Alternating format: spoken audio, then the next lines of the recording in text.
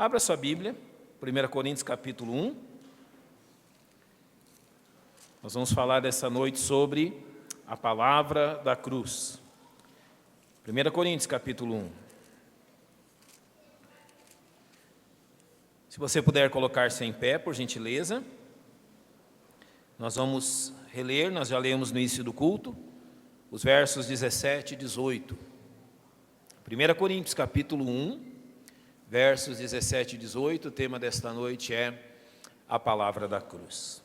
Diz assim a palavra de Deus: Porque Cristo enviou-me, não para batizar, mas para evangelizar, não em sabedoria de palavras, para que a cruz de Cristo se não faça vã. Porque a palavra da cruz é loucura para os que perecem, mas para nós, que somos salvos, é o poder de Deus. Então preste bastante atenção no verso 18. A palavra da cruz, é isso que nós vamos falar nessa noite. Ela é loucura para os que perecem, mas para nós, que somos salvos, a palavra da cruz é o poder de Deus. Senhor, nós te agradecemos pelos teus filhos presentes na tua casa nessa noite. Ó Deus, apenas a tua palavra pode nos santificar. Apenas a tua palavra pode nos libertar do poder do pecado que tão de perto nos assedia. E nós nos voltamos a ela nesta noite. Nós desejamos ter a nossa mente impregnada da tua verdade. Desejamos impregnar as nossas orações com a tua verdade e também a nossa vida. Nos auxilia, ó Pai, e nos conduz soberanamente, enquanto estudamos esta verdade, enquanto rogamos que teu Espírito Santo haja em nossos corações, nos iluminando e conduzindo. É em nome de Cristo, o nosso Salvador, que oramos. Amém. Podem se assentar, irmãos. Porque a palavra da cruz é loucura para os que perecem. É interessante isso. Quando o povo judeu vem, quando Jesus vem, o povo judeu está vindo de um período extenso debaixo da lei de Moisés. Eles tinham muitos símbolos, eles tinham muitas questões as quais eles podiam usar como simbologia. Eles passaram séculos debaixo da orientação de uma lei que dizia os pormenores do que eles haviam de fazer. Eles tinham o símbolo da circuncisão, eles tinham o símbolo do templo, eles tinham o símbolo da lei, eles tinham o símbolo de ser um povo escolhido por Deus, o povo de Deus. Então eles podiam usar diversas questões, como a palavra do santuário, a palavra da lei, a palavra do povo de Deus, a palavra da cidade de Deus. Eles tinham toda uma simbologia vinda do Velho Testamento para se apoiarem e para conduzir os pensamentos e a vida deles. Mas quando vem Jesus, ele traz uma mensagem e traz uma simbologia tão radicalmente diferente daquilo que eles pensavam, tão radicalmente diferente daquilo que havia no coração do povo judeu. Quem no Velho Testamento podia imaginar que o cristianismo estaria representado numa cruz? Quem no Velho Testamento podia pressupor que uma cruz representaria aquilo que cremos? Quem no Velho Testamento poderia imaginar que o homem da cruz seria central nessa questão? Pois a cruz foi radical com eles. Os retirou de um tempo onde eles estavam debaixo da lei e os trouxe para um tempo onde andaram debaixo da graça de Deus, graças à cruz. E é por isso que Paulo fala a palavra da cruz. Não é mais a palavra da lei do Velho Testamento, não é mais uma palavra que engessava, não é mais uma palavra que conduzia os mínimos detalhes daquele povo, mas era uma palavra da cruz que trazia plena liberdade deles adentrarem diante de Deus. Olha como mudaram as coisas quando a cruz tomou o centro de tudo na vida daquelas pessoas. Aqui no verso 18, quando ele diz que a palavra da cruz é loucura para os que perecem, realmente, aqueles homens pensavam nisto como algo completamente insano, como um instrumento de tortura, como um instrumento de dor, como um instrumento de morte, poderia se tornar um instrumento de salvação. como um instrumento que eles temiam, como um instrumento que eles não tinham desejo algum por ele, nem ao menos de vislumbrá-lo, de vê-lo. A morte na cruz era um espetáculo horrendo, a morte na cruz era um espetáculo sangrento, de morte, mas a palavra da cruz se transforma numa palavra de salvação. Então, por isso o verso 18 diz que para nós que somos salvos, a palavra da cruz é o poder de Deus. Olha como as figuras mudaram. Olha como tudo isso se transformou a partir do sacrifício de Cristo na cruz. Eu tenho 3 coisas simples e quero ser direto ao tratar delas. A partir do momento que Paulo fala a palavra da cruz, o que aquelas pessoas entenderam? Quando Paulo diz a palavra da cruz, o que vinha à mente delas? Sabe por quê? Porque nós podemos talvez ter uma visão e um pensamento completamente longe daquilo que a Bíblia disse era a palavra da cruz.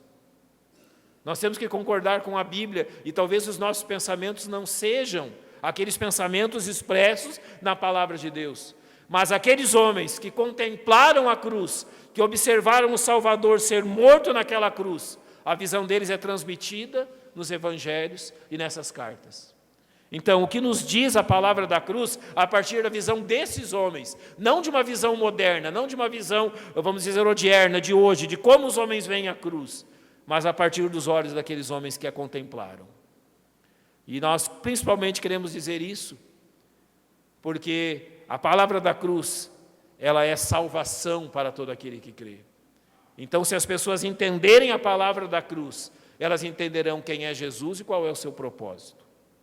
A primeira questão que a palavra da cruz trazia à mente daqueles homens, e aqui nós temos que pensar, não é de acordo com o que nós pensamos e eles pensavam.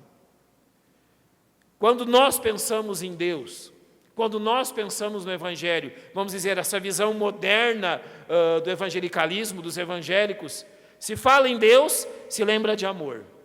Então você pergunta, o que o Evangelho nos ensina? Ensina o amor de Deus. Sim, é verdade. O Evangelho fala do amor de Deus. Mas sabe, quando aqueles homens, eles ouviam falar da palavra da cruz, não era do amor de Deus que eles lembravam em primeiro lugar. Quando Paulo começa a escrever a carta aos Romanos, por exemplo, não é do amor de Deus que ele começa falando. Porque quando eles falavam da palavra da cruz, a primeira questão que vinha à mente deles não era o amor de Deus, mas a ira de Deus. Eles começavam pela ira. O entendimento deles da cruz começa pela ira, não pelo amor de Deus. Abra sua Bíblia, Romanos capítulo 1 comigo, vamos pensar como eles pensaram. E vamos entender a partir dos olhos do apóstolo Paulo como isso aconteceu. Romanos capítulo 1, observe a partir do versículo 19. Romanos 1, 19, ainda o verso 18. Porque do céu se manifesta a ira de Deus sobre toda a impiedade e injustiça dos homens, que detêm a verdade e injustiça. Então a palavra da cruz, ela não começa pelo amor, ela começa pela manifestação da ira de Deus. A palavra da cruz começa pela manifestação do fato que Deus está irado contra a impiedade e contra a injustiça do homem. O que é a ira de Deus contra a impiedade? O que é uma vida ímpia? Uma vida ímpia é uma vida que não leva em consideração quem é Deus. Um ímpio, ele vive única e exclusivamente considerando quem ele é, as suas regras, o seu modo de vida, os seus padrões, aquilo que ele acha certo, excluindo completamente Deus e os seus propósitos e os seus princípios da sua vida. Então, um ímpio é aquele que não segue os princípios de Deus, que não valoriza aquilo que Deus tem valorizado, que não vê a vida pelos olhos de Deus, mas sim pelos seus próprios olhos. E a Bíblia está dizendo aqui que Deus está irado contra a impiedade, contra a forma que os homens têm vivido em relação a Ele. E Deus também está irado contra a injustiça. Se a impiedade diz respeito do homem para com Deus, a injustiça diz respeito do homem para com os outros homens. Ele diz, Deus está irado com a forma que os homens se relacionam socialmente, ou seja, contra toda a injustiça que ele vê nesse relacionamento social dos homens. Ele olha para a nossa sociedade e todo tipo de injustiça que é cometida na nossa sociedade. Todo tipo de injustiça que é cometida de uns para com os outros. Sinceramente, Deus é justo em se irar contra o ser humano? Deus é justo quando Ele se ira contra a nossa sociedade, contra esse mundo? Deixa eu lhe mostrar uma coisa, principiando em Gênesis capítulo 6. Abra sua Bíblia comigo, Gênesis capítulo 6. Observa bem a visão do Senhor sobre as suas criaturas aqui em Gênesis capítulo 6. Olha só o verso 5. Viu o Senhor que a maldade do homem se multiplicara sobre a terra, e que toda a imaginação dos pensamentos de seu coração era só má continuamente. Então arrependeu-se o Senhor de haver feito o homem sobre a terra e pesou-lhe em seu coração. Aqui é a visão de Deus sobre os homens. É a visão de Deus sobre a humanidade daquela época. E Deus está claramente dizendo que Ele vê que toda a maldade se multiplicara, que a imaginação daquilo que sai do coração do homem é apenas má continuamente. E a Bíblia diz que Deus arrependeu-se. Deus não se arrepende do modo que nós nos arrependemos. O arrependimento aqui quer dizer o peso e a tristeza pela forma que o ser humano tem vivido. Deus, Ele sente peso em seu coração, como diz o verso 6, pesou-lhe o coração ao observar a forma que o ser humano tem andado nesse mundo. E sabe qual é o resultado? Isso gera um resultado, isso gera algo a partir de Deus para com a humanidade. Abra sua Bíblia comigo, João capítulo 3, e observe o que Deus está dizendo na sua palavra, que é o resultado da ira de Deus, desta visão de Deus sobre o homem vivendo em injustiça e impiedade. Observe João capítulo 3, verso 18. Quem crê nele, está falando aqui de crer em Jesus, não é condenado, mas quem não crê já está condenado, porquanto não crê no nome do unigênito Filho de Deus. Sabe qual é a condição do ser humano? Ele não será condenado, ele já está condenado. A condenação de Deus já pesa sobre os seres humanos. A condenação de Deus já pesa sobre esse ser humano que ama tanto o pecado e que claramente rejeita as coisas de Deus. O ser humano é condenado pelo seu amor ao pecado e pela sua incredulidade. Não há nada em Deus que justifique o ser humano viver da forma que ele vive. Não há nada em Deus que justifique o descaso do ser humano contra a pessoa de Deus. Não há nada em Deus que justifique a injustiça que o ser humano tem praticado nessa terra. Em determinado momento, a Bíblia diz que o clamor dessa injustiça sobe aos ouvidos de Deus. Ele está ouvindo tudo isso. Ele está vendo tudo isso. Ele deixa claro na sua palavra que Ele está registrando tudo isso. E chegará um dia, Apocalipse claramente diz, que livros serão abertos para demonstrar essa impiedade e injustiça dos homens. Este fato que o ser humano não se preocupa com Deus e realmente não dá valor às palavras do Senhor, o exortando. Neste mesmo sentido, Romanos capítulo 1, verso 32 diz assim, os quais, ou seja, os homens, conhecendo o juízo de Deus, que são dignos de morte os que tais coisas praticam, não somente as fazem, mas também se agradam dos que as fazem. Ou seja, a humanidade chega a um ponto que não somente pratica o pecado, como ela elogia e incentiva a prática do pecado. E daí nós voltamos para aquilo que diz no verso 18, que a ira de Deus se manifesta do céu contra toda a impiedade e injustiça dos homens. Então, nós olhamos para a cruz. O que aconteceu na cruz? O que Jesus fez na cruz? Nós concordamos que é justa a ira de Deus sobre nós, não concordamos? Nós concordamos que é justa a ira de Deus contra a impiedade e a injustiça. Então, quando nós observamos a cruz, nós vemos Deus lançando a sua ira sobre aquele que não tinha culpa alguma. Na cruz nós contemplamos Deus derramando a sua ira contra o pecado sobre a bendita pessoa do Senhor Jesus Cristo. Por que ele fala da palavra da cruz? Porque na cruz, o justo castigo do nosso pecado foi lançado sobre Jesus. Quando aqueles homens diziam a palavra da cruz, eles lembravam-se disso. Eles lembravam que Jesus sofreu o castigo pelo nosso pecado em nosso lugar. Eles lembravam do que merece o nosso pecado, do que nós merecemos como injustos e ímpios. E eles lembravam que tudo isso, que era destinado a mim e ao meu pecado, Jesus sofreu sobre ele.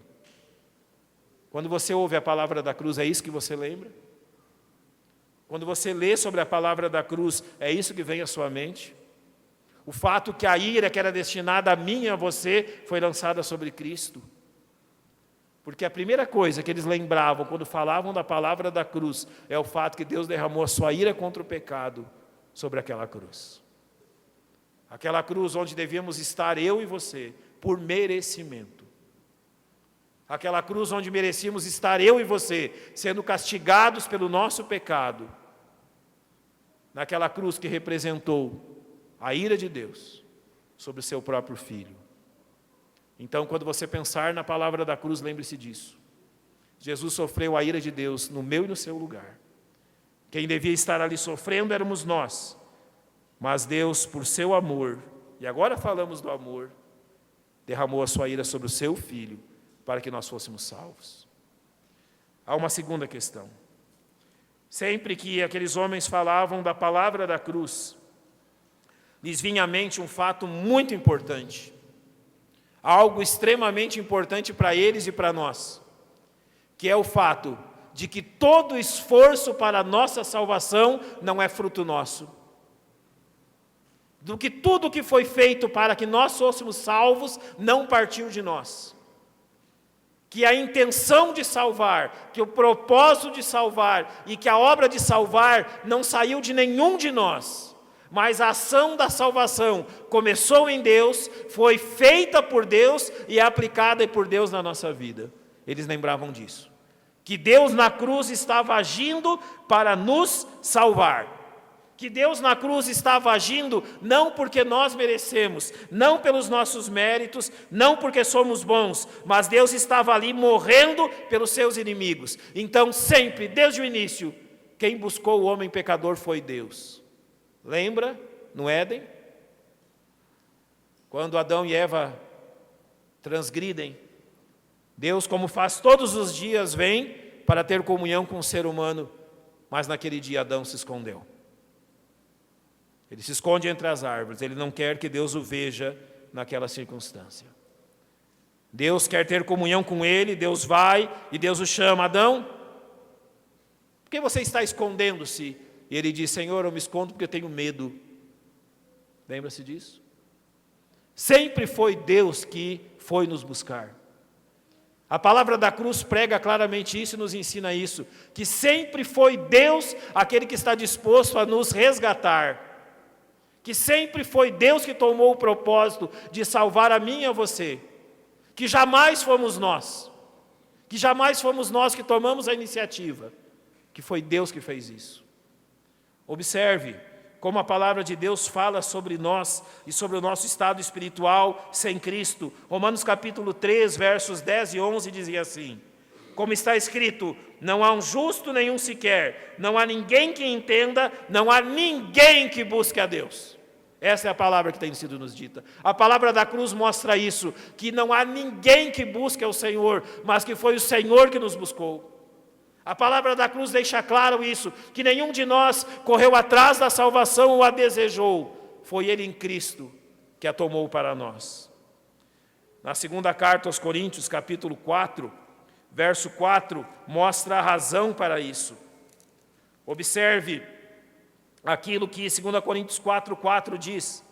Diz que nos quais o Deus desse século cegou os entendimentos dos incrédulos, para que lhes não resplandeça a luz do evangelho da glória de Cristo, que é a imagem de Deus. Sim, cegos.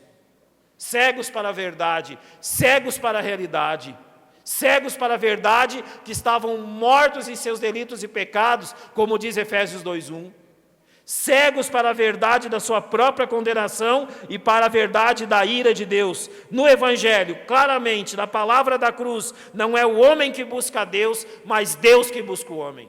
Sempre foi assim. Sempre foi a iniciativa do Senhor.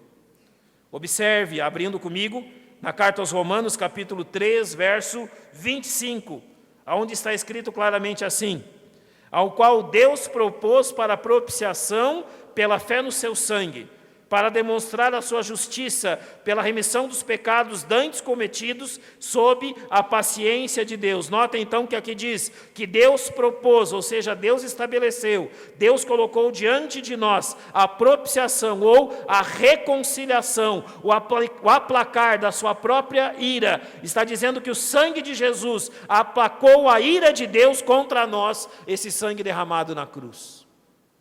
Deus propôs. Pensa, Deus propôs a morte do seu filho por mim e por você.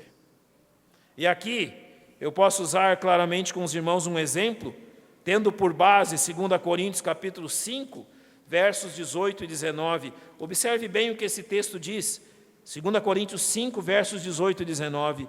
E tudo isto, ou seja, a salvação, provém de Deus, que nos reconciliou consigo mesmo por Jesus Cristo, e nos deu o ministério da reconciliação.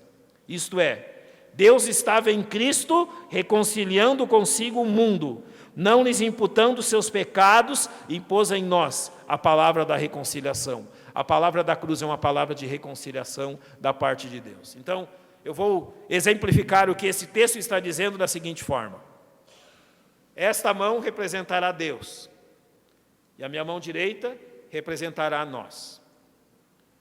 Deus, e tudo principia nele, Ele nos cria, certo? Foi Deus que nos criou. E como, em que posição Deus nos criou? Quando Deus nos criou, estávamos um de frente para o outro, ou seja, o homem de frente para Deus. Verdade isso? Todos concordam?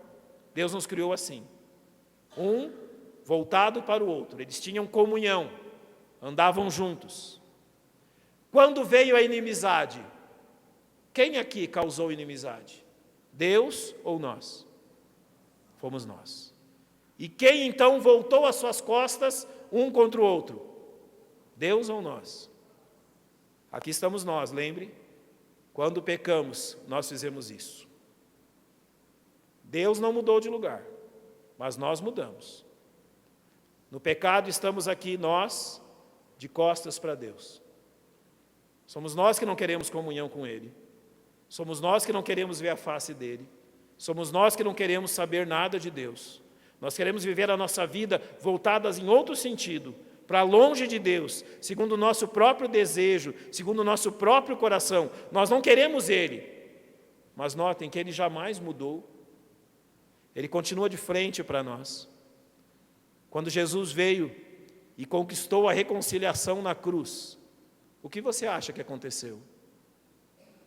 Quando Jesus vem, está Deus no seu lugar e o ser humano de costas. Na cruz não aconteceu o que eu vou mostrar agora. Na cruz não foi o homem que se voltou para Deus. Não. Na cruz o homem continua de costas para Deus. Sabe o que acontece na cruz? Deus então, Ele vem e se coloca de frente para o homem. É Deus que faz isso, não somos nós. Hoje nós temos a oportunidade de salvação exatamente porque Deus se colocou de frente para nós através da cruz do Calvário.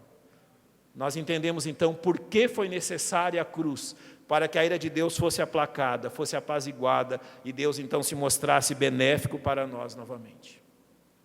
Nunca partiu de nós. Nunca a reconciliação partiu de mim ou de você. A reconciliação sempre começou em Deus. É Deus que efetua a nossa reconciliação.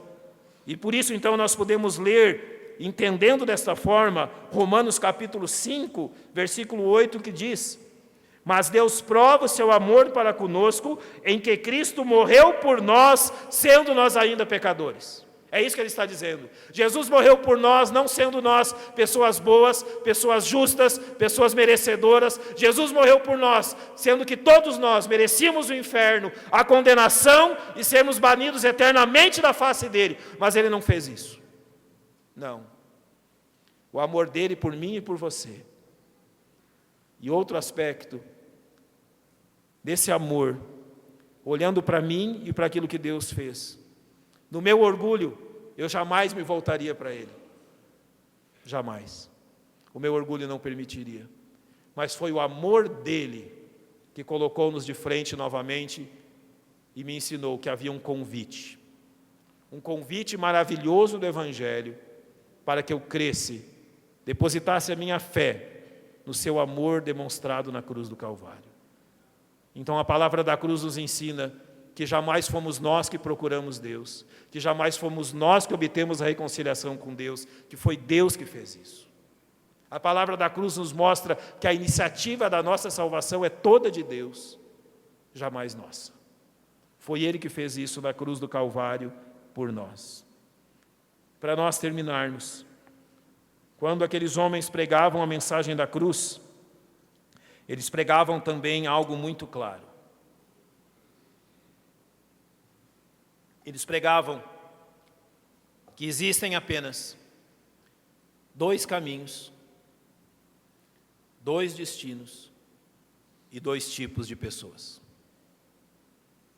Claramente demonstravam isso, que a palavra da cruz ensina que existem apenas 2 caminhos, 2 destinos eternos e apenas 2 tipos de pessoas nesse mundo. Não existem 3 nem 4, apenas 2. Não existem 3 ou 4 destinos, apenas 2. Não existem 3 ou 4 tipos de pessoas, apenas 2 tipos de pessoas nesse mundo. E claramente a Bíblia os divide entre mortos e vivos. Sim.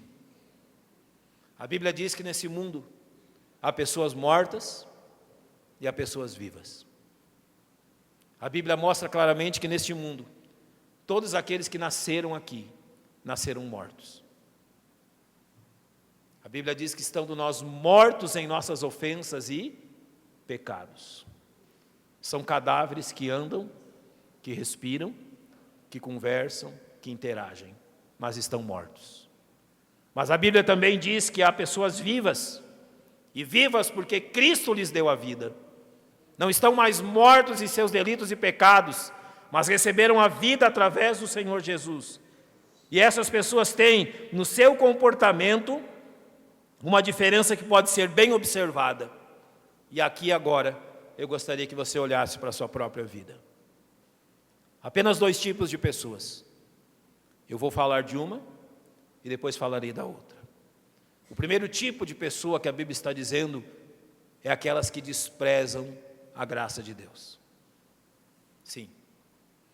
O primeiro tipo de pessoa que a Bíblia está ensinando são aquelas que desprezam a verdade do Evangelho e o amor de Deus demonstrado na cruz. São aquelas que desprezam aquilo que Deus fez por eles. Notem que em Romanos 1,18 está escrito que do céu se manifesta a ira de Deus. Mas ao final do verso 20 está dizendo, e claramente se vê, ou seja, o poder e a divindade de Deus claramente se vê pelas coisas que são criadas, para que eles fiquem indesculpáveis. Então, aqueles que desprezam a graça de Deus, uma vez que foi Deus que buscou a salvação para cada um deles, eles são indesculpáveis. Se a salvação fosse mérito nosso, ou desejo nosso, se fosse propósito nosso, nós poderíamos até mesmo falhar. Mas quando a salvação é propósito e obra exclusiva de Deus na cruz, nós nos tornamos indesculpáveis quando a rejeitamos. O primeiro tipo de pessoa que a Bíblia está dizendo é pessoas indesculpáveis por rejeitarem a reconciliação de Deus. Elas querem permanecer de costas para Deus.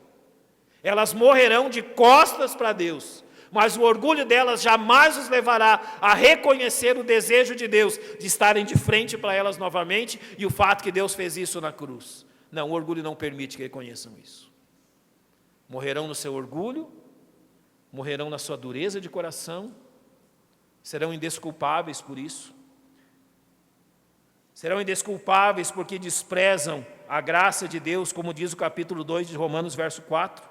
Ou despreza as tuas riquezas da sua benignidade, paciência e longanimidade, ignorando que a benignidade de Deus te leva ao arrependimento, ou seja, desprezam a graça de Deus, desprezam o favor de Deus por eles, desprezam a obra de Deus na cruz por eles, desprezam a palavra da cruz e o amor demonstrado na cruz. O que mais se esperaria deles? Deus é plenamente justo ao condenar uma pessoa. Deus fez tudo o que era necessário, mas a dureza de coração impede que elas reconheçam a palavra da cruz. No capítulo 2, verso 5 de Romanos ainda diz que segundo a tua dureza e teu coração impenitente, entesouras ira para ti no dia da ira e da manifestação do justo juízo de Deus. Eles estão acrescentando ira. É isso que estão fazendo. Enquanto rejeitam a palavra da cruz, acrescentam ira contra si mesmos. E sabe qual é o problema aqui? Ao homem está ordenado morrer uma só vez, vindo depois disso o juízo. E nesse juízo, quando comparecerem diante de Deus, Deus apresentará as suas provas e a sua justiça. Deus é plenamente justo. Mas graça, a bondade de Deus, que existe um outro tipo de pessoa. Se existem aqueles que desprezam, existem aqueles que confiam na palavra da cruz e na verdade transmitida por ela, que confiam na obra realizada na cruz para a salvação de todo aquele que crê. Então nós lemos em 2 Pedro, capítulo 3, verso 9, uma promessa preciosa. O Senhor não retarda a sua promessa, ainda que alguns a tenham por tardia, mas é longânimo para conosco. E diz assim: não querendo que alguns se percam, senão que todos venham a arrepender-se. Esse é o desejo de Deus para o ser humano. Esse é o segundo tipo de pessoa. Aqueles que foram convencidos dos seus pecados e se arrependeram. Sabe qual é a marca de todos aqueles que vão entrar no céu? Todos eles se arrependeram. Todos eles. Ninguém entrará no céu sem arrependimento. E para nós completarmos essa parte, há um versículo maravilhoso no Evangelho de João, capítulo 5, verso 24. João, capítulo 5, verso 24 diz: Jesus está dizendo: na verdade vos digo que quem ouve a minha palavra e crê naquele que me enviou tem a vida eterna, não entrará em condenação, mas passou da morte para a vida.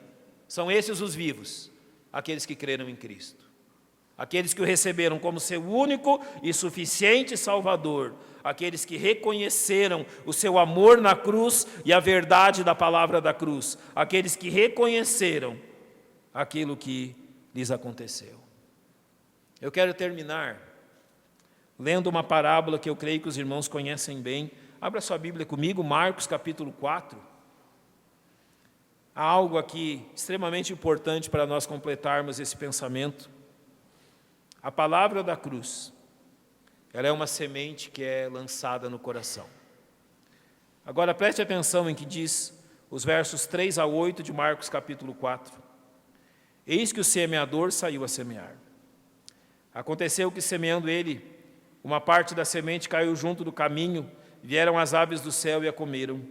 Outra parte caiu sobre pedregais, onde não havia muita terra, e nasceu logo, porque não tinha terra profunda, mas saindo o sol, queimou-se, e porque não tinha raiz, secou-se. Outra caiu entre espinhos, e crescendo, os espinhos a sufocaram e não deu fruto. E outra caiu em boa terra e deu fruto, que vingou e cresceu, e um produziu 30, outro 60 e outro 100. O Senhor explica isso a partir do verso 14. Ele diz: o que semeia, semeia a palavra, e os que estão juntos do caminho são aqueles em quem a palavra é semeada. Mas tendo a eles ouvido, vem logo Satanás e tira a palavra que foi semeada nos seus corações. Da mesma forma, os que recebem a semente sob pedregais, os quais, ouvindo a palavra, logo com prazer a recebem, mas não têm raiz em si mesmos, antes são temporários. Depois, sobrevindo tribulação ou perseguição por causa da palavra, logo se escandalizam. E outros são os que recebem a semente entre espinhos, os quais ouvem a palavra, mas os cuidados deste mundo e os enganos das riquezas e as ambições de outras coisas, entrando, sufocam a palavra e ficam infrutífera. E estes são os que foram semeados em boa terra, todos que ouvem a palavra e a recebem, e dão fruto, um a 30, outro a 60 e outro a 100. A palavra da cruz é semeada nos corações. Qual foi o resultado que ela teve no seu coração? Talvez você veio a esta igreja nesta noite, sem entender o que a palavra da cruz tem a dizer, mas eu creio que o Espírito Santo é poderoso para mostrar-lhe a sua própria necessidade. A semente foi lançada em seu coração, qual será o resultado? Ela será sufocada, ela será lançada dali, ela gerará pequenos frutos que logo morrerão, ou elas darão fruto eterno para a salvação. Sabe do que depende? De você. Como você recebe a palavra da cruz, demonstra qual será a eternidade para você. Vamos fechar os nossos olhos, vamos orar, toda a igreja orando neste momento.